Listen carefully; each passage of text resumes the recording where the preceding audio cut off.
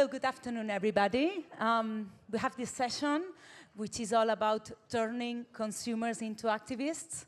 And here I am with three wonderful women. Okay, even the last book of Philip Kotler, our marketing guru, the marketing guru for marketeers, is talking now about those marketeers that should become activists. And actually, his last book is called Brand Activism. But actually, are brands ready to be hated for what they stand for? Are brands only ready to be loved? Are brands ready to be vulnerable? Are we, the marketeers, ready to become activists? I have these three wonderful women here that are going to help me to sort out all this and much more. So let me introduce you to them. The first one online is Lisa Pike, Vice President of Environmental Activism at Patagonia. Hi, Lisa. Good morning, everyone. Wonderful to have a chat with you again.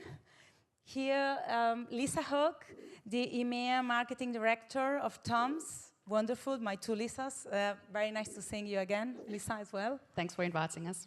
And Patricia Oliva, Vice President of Global Marketing Evian. Nice meeting you today, Patricia. Thank you very much. Happy to have you here as well. So, okay, so let's start. Actually, let's start by analyzing a bit how we should be doing the choice of our brand activism. Which are the points that we need to consider in order to choose a relevant cause? How would you choose that? How do you do it? Lisa, do you want to start? Maybe you are there, you feel a bit far away, but... Yes, I wanted to say good morning to everyone. Well, it's good morning in the United States right now, afternoon for all of you. I'm so happy to be here and join you. Video link. I wish I could be there in person, but this will just have to suffice. So the question, how do you choose which issues to get behind and which campaigns to launch that line up with your brand? Is that how I understood your question? Yes. You know, for our company, I work at Patagonia, and we have a 40-year history of environmental activism. And the most critical piece, I think, that we consider when getting behind an environmental issue or a campaign is to be sure that we are a value add to that issue. And what I mean by that is that we don't just parachute in on top of all the activists and environmental organizations and groups that are in the community that have been doing that hard work for years, often decades.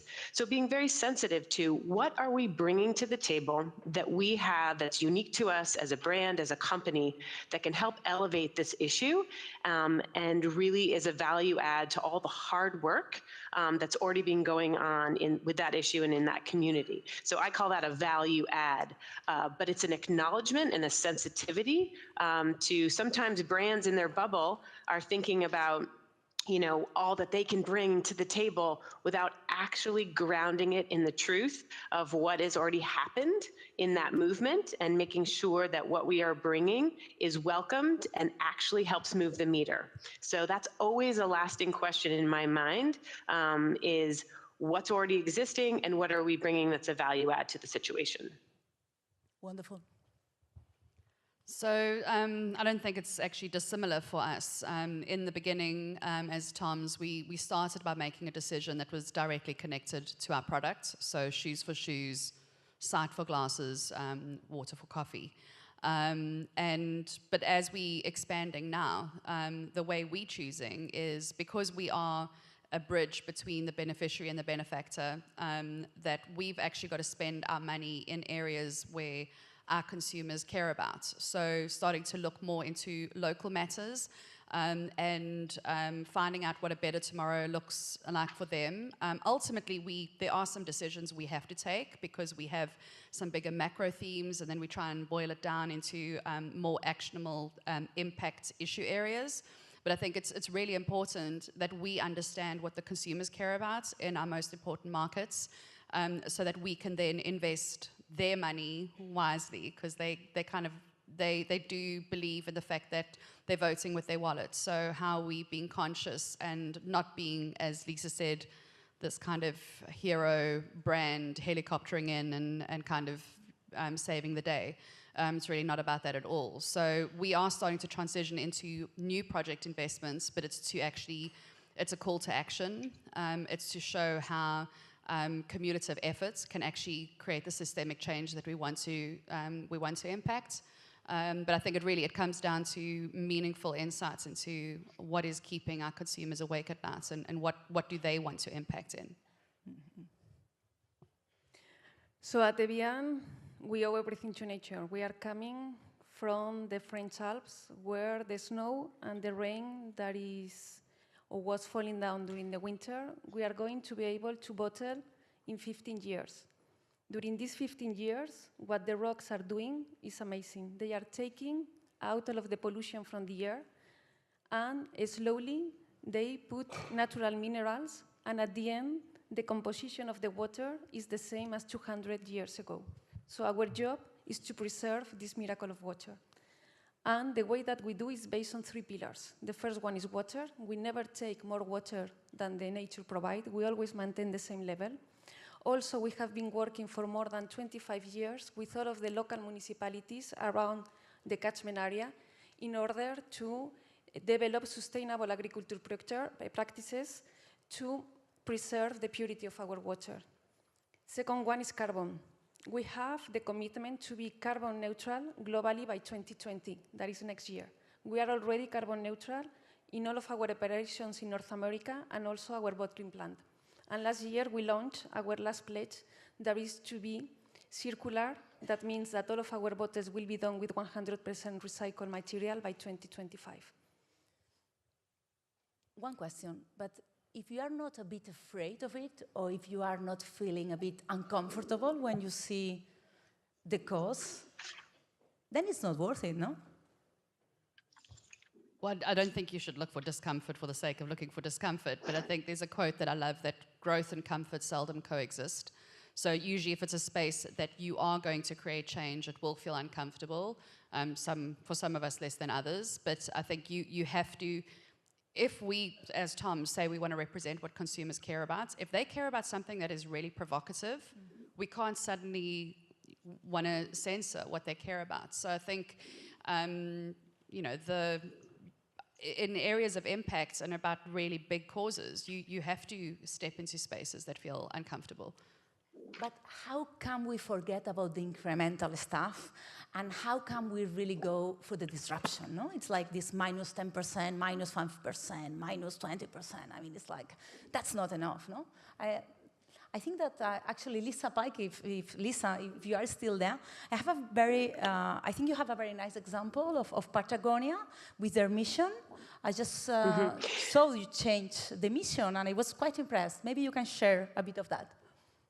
Sure. And yes, I totally also want to echo what Lisa's saying. You know, we always have a saying here that if you're not uncomfortable, then you're not doing the work. You're not actually in the flow. And it is an uncomfortable space at times to be in, but that shows that you're actually in the work. We did just change our mission statement. So we had a very provocative and impactful mission statement for almost 40 years, and that was to make the best product, do the least amount of harm, and to use our business to inspire and implement solutions to the environmental crisis. And this mission statement has served us very well, as I said, for almost 40 years. But recently, our owner and founder, Yvon Chouinard, was self-reflecting on the urgency of the environmental issues that we are working on today and the state of the planet, and really felt compelled to change our mission and to create a disruption within our company in a positive way, to get at exactly what you were talking about, Sandra, the fear of incrementalism. And as the bigger you get, the more companies and brands can tend towards incrementalism. So we just had a town hall meeting, and we have changed our mission statement to Patagonia is in business to save our home planet. So that's it, pure and simple, straightforward, daunting, of course, but that fact of changing our mission statement. I think at first several people in the company didn't realize just what a disruption it could be and used for positive good, but it has really galvanized our entire employee base and got everyone thinking creatively, energistically, about the impact that each individual in the company can have to ladder into that mission statement. And it created this sense of urgency that maybe we were lacking prior to that. So that's a recent example of a way that even internally we've created disruption in a positive way to motivate people forward. I think we should have a guy in the company, and his job should be, this is not enough, this is not enough, this is not enough, in each of the meetings we have. How do you do it, Patricia? Because even in Patagonia, in Tom's, in Danone, of course, I'm sure that there is discussion going on, no? Yes. How do you do it? No, for me, what is very important is if I am not able to make my bosses uncomfortable, it's because I'm not doing the good job. Because if we are not brave enough, it's because we are promoting a status quo. And everybody in the brand, we are really willing to change and challenge the status quo. So if everybody agrees that I am proposing the good thing, it's because they are not brave enough. Fantastic. Then I have another question. More for you, maybe, the marketeers, no? I don't know, I'm a marketeer. I've studied in a good business school, but nobody taught me how to be an activist. Nobody taught me how to be authentic. They taught me how to sell and communicate, kind of. But can you become just an activist like this as a marketeer? I can share my own story. So I was, as a marketeer, 3 years ago at the Cannes Lions Festival. I think it's one of the most inspiring together with Sustainable Brands event for marketeers today. Of course, of course. And I was there, and it was Ban Ki-moon, at the time the Secretary for United Nations, and he was there talking to marketeers and talking to advertising people to ask us to help him to really do the biggest campaign for sustainable goals. And I was there sitting, listening to him, and said, yes, we need to raise our voice. We need to use our brands to do the good and to really change the status quo and to use our global voice. And this is what we are trying to do at Evian every day. And as Emmanuel said today, we are knowledge, we are not perfect. But we are doing every day a difference. And this is what keeps us really working every day, even at Mondays. Sandra, sorry, I have to interrupt. Please. We have a question from our activators, and this is a question for Patricia, okay? Your commitment to be carbon neutral by 2020 is great. But can you tell us what are your commitments concerning plastic waste and pollutions in the oceans, please? Yes. So what we launched and we published last year in January 2018, our pledge regarding plastic. As you know, plastic is a very complex topic that requires collective solution.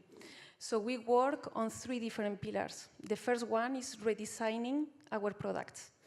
On one side, we made the commitment to be, today we are already 100% recyclable, and we made our commitment to use 100% recycled material by 2025. Today we are using an average of 30%, sorry. So why we are not getting to this 100% today is mainly due to 2 different things. One is availability of recycled material. Today, there is not enough recycled plastic to cover our volumes. And why? Because only 14% of packaging today is recycled. So we need really people to recycle more, to have more available material. And then the second one is because we need pioneering technologies that allow us to have also the best quality material that we can have in order to preserve the quality of our water. And now there are new pioneering technologies, but we are not going to be able to have enough quantities because they are not already on the commercial phase until 2023. So that's why we made the commitment that by 2025 we will be 100% recycled. On the other hand, so this is the first thing, that is our direct responsibility. Second one is working with governments in order to really have more efficient infrastructures, recycling infrastructure and collection to be able to raise these levels of recycled materials. And then the third one is waste in nature. Yesterday, we launched a new initiative together with National Geographic and also other partners in order to really explain that we need people to recycle. And we are doing an initiative that is called Flip It for Good to really engage consumers to flip into the right bin. Thank you. You're welcome. Many thanks, Patricia. So let's talk a bit about radicalization. No? Radicalization is something that we are seeing in society. We can say it's a mirror to society, or we can say that maybe it's a marginal phenomenon, but it's a problem. It's becoming a problem, no? How this radicalization of society is catching up with brand activism. Are brands ready to be hated for what they stand for? What happens when you have a backlash? Well, I think Tom's, we've just always had a backlash because people always want to, if you do something good, people want to call bullshit on it. Where, you know, there's a quote that I love, if you don't want to be criticized, say nothing, do nothing, be nothing. You always have backlash if you take a stand on something. And even before we were going into kind of bigger topics, like in the US, we've got campaigns around working with nonprofits who are trying to end gun violence in the US. That's pretty polarizing. But I think if you do it properly, and you know, you're asking about brand activism, you can't become authentic. You can only be authentic. So I think that's the interesting thing about if it's something at the core of your brand. I think you'll always have critics. I think being afraid of actually doing something because you think you're going to have, of course you're going to have backlash. We're working with some social entrepreneurs through Ashoka at the moment, and one of the biggest things around social impact entrepreneurs who will probably go out and solve some of the biggest issues that we have right now is that they have burnout because they don't have enough of a support network around them, and they generally need money, and their families tell them they're crazy. So it's kind of every time you try and take a stand into a space that hasn't kind of been pioneered before, then you will get backlash. And I think are brands ready to be hated? I'm like, you know, it's really sad if you're not. If you're not, then you're not taking a stand. Lisa, over there. Yeah. Yes, I would agree. It's not a question of, you know, if backlash will come, it's just when, and it's usually a steady stream, and we've gotten used to it and comfortable with it. But I think if it's grounded in what Lisa was saying and what the previous panel was alluding to about honesty and transparency and grounding your efforts in your values as a company, you're less rattled when the backlash comes because you are standing in your truth, in your authentic desire and passion around these. It wasn't a fly-by-night campaign or issue that you just chose as sort of the issue du jour to get behind. And that's why it's so important when marketers move into this activism space that it's really grounded in the values and passions of your company. So we have a famous story that we always refer to here at Patagonia because often the emails come and they say, you know, what is a clothing company doing telling me about your political views or your environmental views? I want you to, in quotes, stick to your knitting. You are a clothing manufacturer. You make good quality clothes. That's what you do. Stick to that. And we always write back and say, this is our most important knitting. And we actually use it as an opportunity to educate that customer on all the environmental work that we've done all these years to say, if you don't know us, then you're missing something because this is our most important knitting. I think just to add on to that, I think the one thing that you also need to embrace with the backlash is, like Lisa said, you have an educational opportunity, but even if that person doesn't ultimately agree with you, at least you understand them a little bit better. You actually have to be brave to have really good conversations with people who wildly disagree with you. And I think I was talking to someone the other day about when it's the danger of being very liberal, is you get kind of so sold into your own points of view, you actually don't want to listen to someone else's. So I think you have to grasp kind of those opportunities to have the conversation and understand the backlash, because they also might be keeping you honest. Definitely. And Good point. yeah, you are here because you are. I think you keep improving every day, and that's why probably you are like iconic activist brands, no? Tell me, and you, Patricia, because you are on a super journey and making bold things, tell me one thing for improvement that you have for future, no? One thing that you need to be better at. Even you, I'm sure that you have some things here, and if you want to share them with the audience, it would be an inspirational thing to hear from that. And Patricia, you've been advancing very quickly, so it would be interesting. I think it's storytelling. Make it sexy. Yes, making it sexy, making desirable. So I think this is a point that we need really to do it better, because it's quite boring today. That's a problem. We can help with that, the marketeers.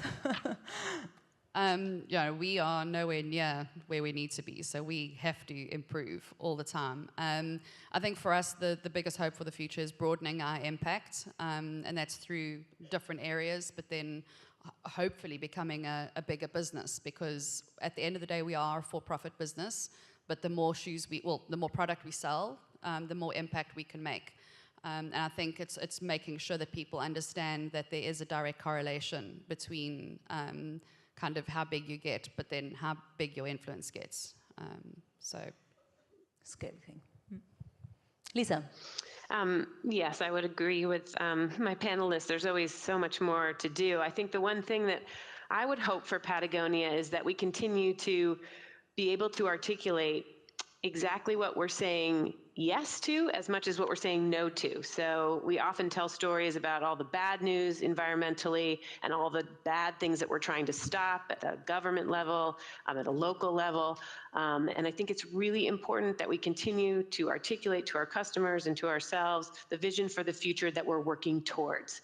So what we're saying no to, but what we're saying yes to, and providing that vision to inspire and engage people of the positive side and direction that we're going towards. Wonderful. And we have just 30 seconds left, but would you give us a headline to finish about where to start? I'm a brand with no relevant sustainable commitment. I want to become an activist. Tell me one headline where I need to start. I don't know what to do. Personal willingness. Personal willingness. Perfect. Things. Persist. Commitment. Yes. Persist. And conviction. Conviction. I had a conversation with a friend at a luncheon this weekend, and we were talking about sustainability and impact. And the one thing that I walked away with, which I absolutely loved, is laser focus, no hocus pocus. Just it can't be jazz hands and superficial. So that would be my headline. Lisa. I had a different headline, but just listening to Lisa's, the one I really like and embrace is clear is the new clever, especially for the marketing audience of so many years of trying to be clever with your information. Clear, straightforward, that honest and transparency is so important. Many thanks. You're an inspiration to all of us. Thank you very much. Thank you. Thank you. Thank you all.